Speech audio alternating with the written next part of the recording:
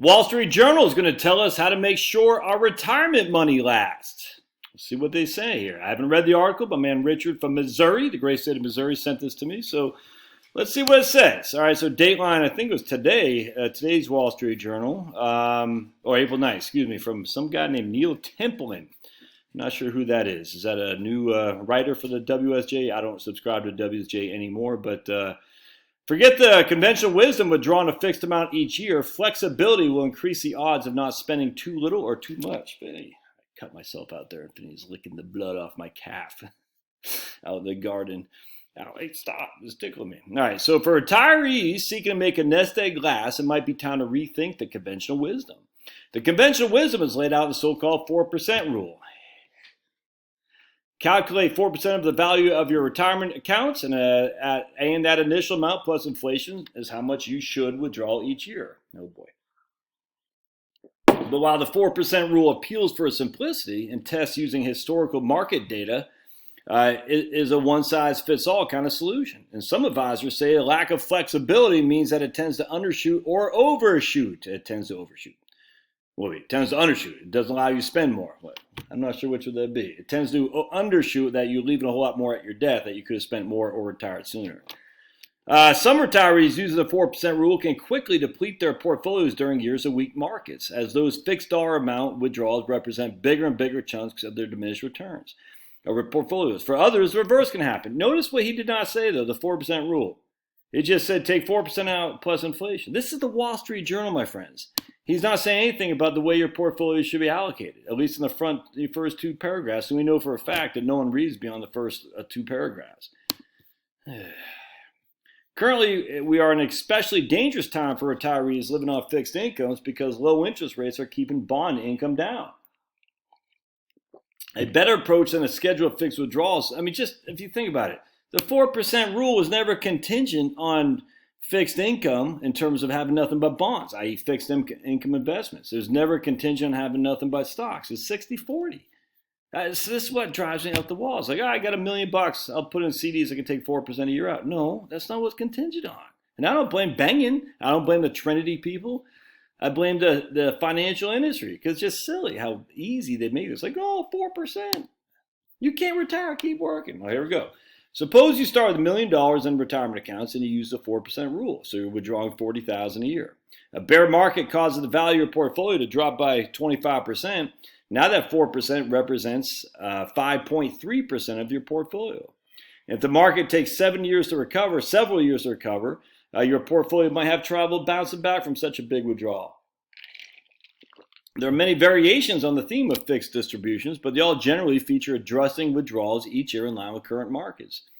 Let's see. San Francisco advisor David Yeski uses rules based on research done by Jonathan Guyton and William Klinger in the Journal for Financial Planning back in the early 2000s when the JFP actually meant something. And then they went all social justice warriors and critical race theory, and they can kiss my big fat behind.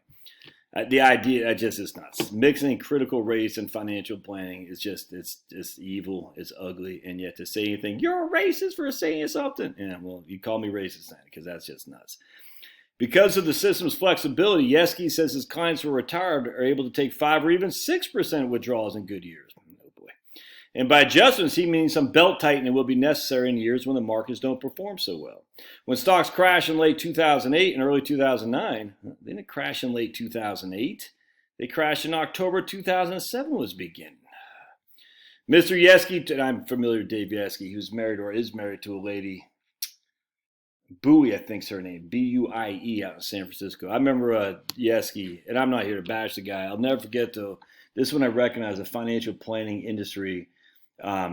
They don't have a lot of unique thoughts, because I'll never forget when it was like 2010, and he had written something on LinkedIn about the Obama budget or Obama, I forgot what it was, and the CBO was saying this will lead, I forgot what it was. I said, because I respect the guy. He's been around writing in the business for a long time. I said, dude, the CBO? I mean, the CBO exists to make economists look good, and economists exist to make astrologers look good. I could not believe it. I could not believe he was so Like the CBO says, whatever this budget bill is, it's going to increase it's going to reduce the deficit, whatever it was, and that's going to be good for stocks. I was stunned.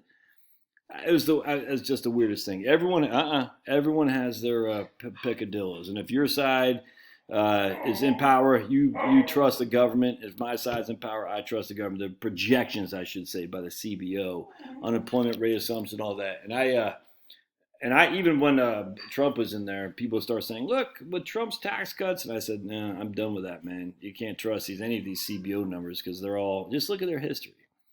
Anyway, CBO is a congressional budget office, the grading people, the nonpartisan grading people. I'm telling you, man, the whole thing's corrupt. All right, let's see here. So remember, suppose a retiree with $1 million was withdrawn 5% in Yeski's system. If that portfolio fell to 833 or lower, he would lower the withdrawal 10% to 45,000. The bottom line is you can launch yourself on a high spending trajectory as long as you're prepared to make adjustments. I don't think 5% is a high spending trajectory.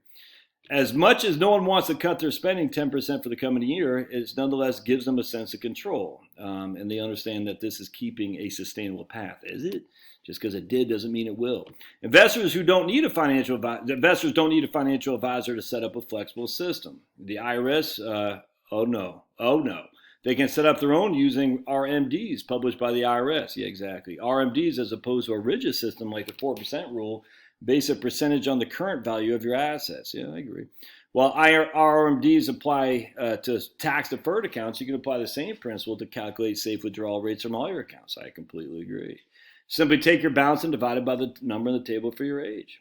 So if you're 72, the amount is 3.91%, and as you get older, it's for a 90-year-old is 8.77%. Yep. They're getting ready to introduce a new IRA table for RMD table for 2022 with slightly smaller withdrawal numbers. That's good. Denver area financial advisor Caleb Paddock has clients who live off a combination of Social Security and RMDs, but he helps them build a cash reserve to tap during a down market. Bill Bengen, whose 1994 research paper first proposed a 4% rule, agrees that preserving capital is the key. I think you have to go in with your eyes open as what might have to do as a sacrifice. Who believes his system of constant withdrawals is more practical? I completely agree. The idea of this whole thing, and this is why I never got into Guyton stuff. Is like the guardrail. They call it the guardrail. So no one does this in practicality. So, what do we say? We say, okay, so from January 1st to January 1st, the portfolio was $1 million, now it's down to 833, so we're going to reduce our spending by 10%. No one really, it just, when are you reducing your spending? On January 1st, or reducing it's tough, man. And that's why I always say, people say, when should I take my money out? I said, just the beginning of the year. 1 January, you take $50,000 out, you dump your checking account, and then you wait until November, October. Do you need more? If you don't, then you leave it be. If you need more, you're going to have to take it out or not. I don't know. But you do it year by year, man. Year by year. So, okay, I'm going to take $50,000 out of this $1 million portfolio. I'm going to dump it in my checking account. I'm going to spend it down to whatever. And if it lasts until February, then I'll take it out then. But don't do it just do it when you run out of money. So when that $50,000 that you spend that you need for that year is gone, well, then you go and do it again, and then you go and do it again. And if it comes out that you're going, November, then October, then September in consecutive years, you're spending too much. There's no other way around that. If it comes in that you're going January, then February, then March before you take another distribution, you can spend more. There's just no two ways around that. So that's the way to do it, in my opinion. Keep it simple, stupid. Wade Pfau has run tests that support Bengen's earlier research, but he says someone retiring today and taking fixed inflation-adjusted withdrawals from a portfolio should use a 2.8% number instead of 4%. Again, fixed inflation adjustment portfolios, withdrawals. And that's always my critical thing. Who in the right mind takes fixed inflation adjustment withdrawals? Nobody, because no one does that. It's dumb. All right, so anyway, and I get what they're trying to do is say, look, this is what you think you need, but simply there's no evidence to support that at all.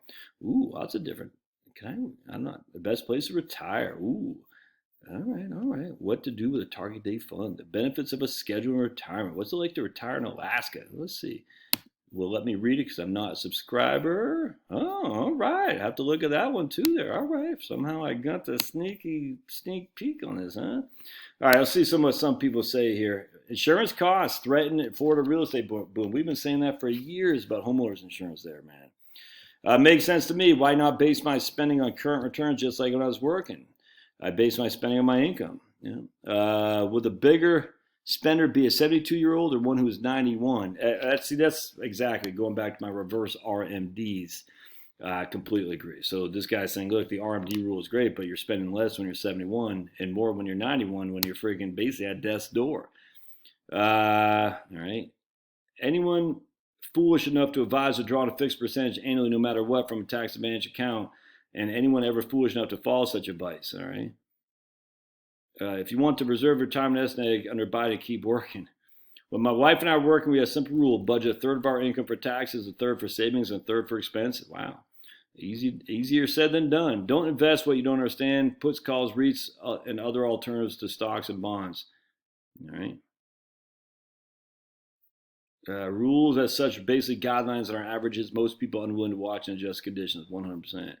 Rules of thumb rely on historic averages. They assume that trends will continue to regress towards mean values. The problem that historical trends can be subverted by government intervention and Bolsheviks. All right, lots of different things. Polar vortexes, grand solar minimums, you name it. All right, so the 60-40 strategy for stocks versus bonds is gone. So too, any rule of thumb like 100% minus one age. Okay, whatever. All right, there you go, man. So good stuff. Like to hear your thoughts, man. And we'll look at what's like to retire. What's this one? The best places to retire. Where to start? Ooh, mountains. Oh my goodness, South Dakota. Look at those buffaloes or bison. Why do they got the fur right there and nothing there? That's the weirdest thing ever. All right.